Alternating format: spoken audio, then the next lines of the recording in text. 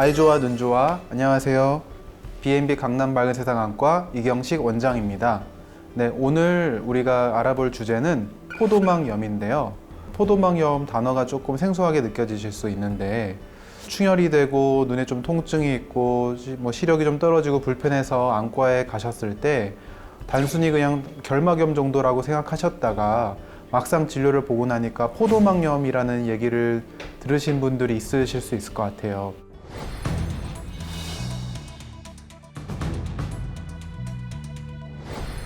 포도막염이 어떤 것이냐 하면 먼저 포도막이라는 단어의 정의부터 좀 아셔야 이해가 쉬우실 것 같은데 우리 눈에서 홍채, 카메라의 조리개 역할을 해주는 홍채와 또 포커스를 잡아줄 때 도움을 주는 모양채, 그 다음에 눈 안쪽을 감싸고 있는 맥락막이라는 조직이 있습니다. 이 세 가지를 통틀어서 포도막이라고 하고요. 이 포도를 우리가 혹시 과일 포도 어원인가 생각하실 수 있는데 실제로 맞습니다. 이 포도가 라틴어로는 이제 유비아라고 하는데 우리가 포도를 땄을 때 포도 알맹이를 땄을 때 보면은 우리 눈의 홍채와 모양이 비슷하다 그래서 예전에 그 로마 시대 의학자가 이름을 그렇게 지었는데 이게 거슬러 지금까지 내려오는 것이고, 그러면 이제 포도막염이 나타났을 때 구체적으로 어떤 증상이 있는지 좀 더 말씀을 드리자면 비문증을 느끼실 수도 있고 통증, 충혈, 그다음에 시력 저하, 그다음에 뿌옇게 보임 이런 증상들을 느끼실 수가 있습니다.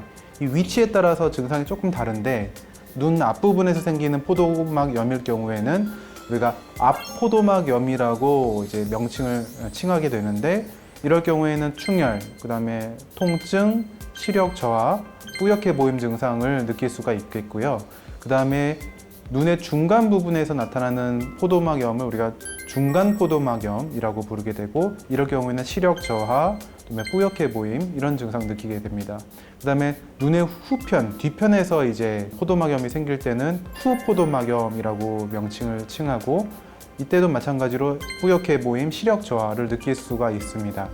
그 다음에 눈 뒤편에서부터 이제 앞쪽까지 전체적으로 다 포도막염이 발생할 때 우리는 전체 포도막염이라고 진단을 내리게 되겠고 베체트 질환이라든가 이런 분들에서 또 호발하는 경우가 있습니다. 그러면 이렇게 이제 포도막염의 증상을 알아보았고 원인이 궁금하실 텐데 원인은 크게 두 가지로 생각할 수가 있습니다. 우리 눈에 세균이라던가 바이러스, 진균이라던가 이런 감염에 의해서 생기는 염증일 경우 이런 감염성 포도막염이 있겠고, 그 다음에 이런 감염 원인이 아니고 비감염성으로 예를 들어 자가면역성, 이게 무슨 말이냐면 뚜렷한 원인이 없이도 우리 몸의 항체가 우리 몸을 공격 대상으로 잘못 인지해서 공격할 때 그래서 염증이 나타나는 것을 우리가 자가면역성 질환이라고 하는데 그런 원인으로 나타나는 경우도 있습니다. 그렇게 되면 이제 치료는 원인에 따라서 달라지게 되겠는데 세균성이라던가 바이러스성이라던가 이런 감염성일 경우에는 그 원인 균주나 바이러스에 맞는 약을 사용하면서 염증을 조절하면서 해결을 해 나가면 되겠고 그럴 경우에는 완치도 가능합니다. 그런데 비감염성이고 자가면역성일 경우에는 좀 치료가 어렵고 장기전이고 만성적이고 재발도 잘합니다. 그럴 경우에는 우리 면역을 조절하면서 스테로이드라든가 면역 억제제를 쓴다거나 조절제를 쓴다거나 하면서 장기적으로 약을 썼다가 줄여나갔다가 괜찮아지면 끊어도 봤다가 또 재발을 하면 다시 약을 사용하고 이런 식으로 좀 오랫동안 어쩌면 평생 동안도 이제 관리해야 될 수 있는 그런 경우가 되겠습니다. 그래서 포도막염은 우리가 단순히 증상이 결막염 같이 생각한다고 해서 가벼운 질환이 아니고 자칫하면은 이게 만성적으로 이제 치료가 제대로 되지 않았을 경우에는 영구적인 시력 저하, 심지어 실명도 가능한 질환이기 때문에 우리가 좀 다르게 생각을 받아들여야 되고요. 그래서 예를 들어 불이 났다면 초반에 초기 진압을 잘하면은 회복도 잘 할 수 있겠지만 집이 전체가 다 타고 난 다음에 불을 꺼봤자 이미 의미가 없잖아요. 많이 망가지면. 포도막염도 마찬가지입니다.